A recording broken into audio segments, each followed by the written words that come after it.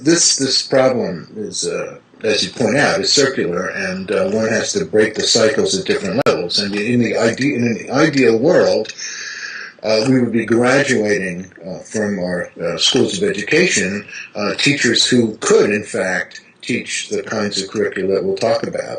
And so at one level, you want to change the current system for graduating teachers, because the truth of the matter is that most teachers coming out of school today with certification would need to go into retraining in order to do the kinds of things like the teaching more about applications, using new technologies, all of this. They're not really being trained for that. So system one, you've got to start at the colleges that are actually teaching the new teachers so that the next generation doesn't have to be retrained.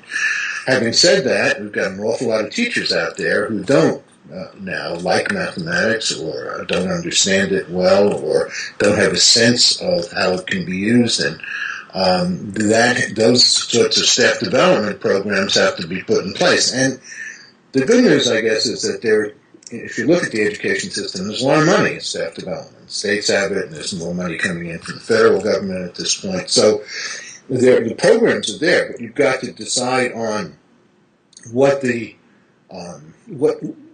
you're optimizing over. In other words, a lot of these programs decide that if you just teach teachers more math, if you teach them the next, the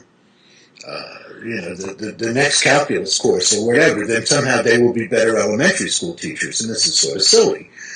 So I think you have to come back to the fundamentals, which is, why are you teaching mathematics to kids?